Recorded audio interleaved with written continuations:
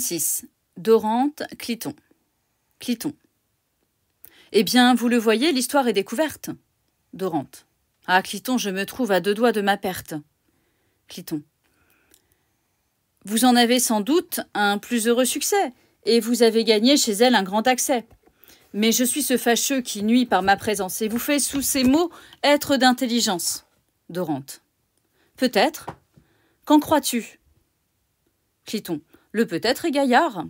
Dorante. Penses-tu qu'après tout, j'en quitte encore ma part et tienne tout perdu pour un peu de traverse?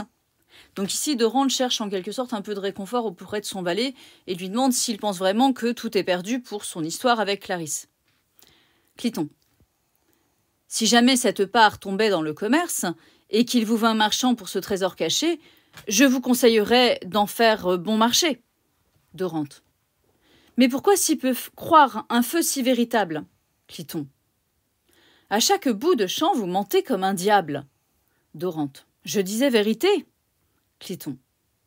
Quand un menteur l'a dit, en passant par sa bouche, elle le perd son crédit. Dorante.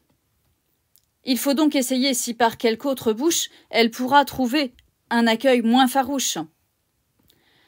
Allons sur le chevet rêver quelques moyens d'avoir de l'incrédule un plus doux entretien.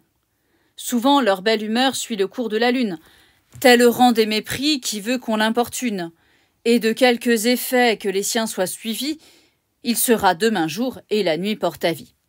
Fin du 3e acte.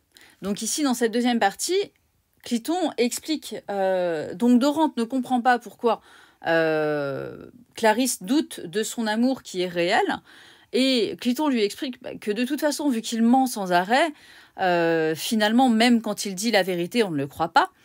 Et Dorante décide de voir si, en passant par un intermédiaire, il pourra se faire entendre de Clarisse, et décide d'aller se coucher, et puis demain il fera jour, ils verront bien.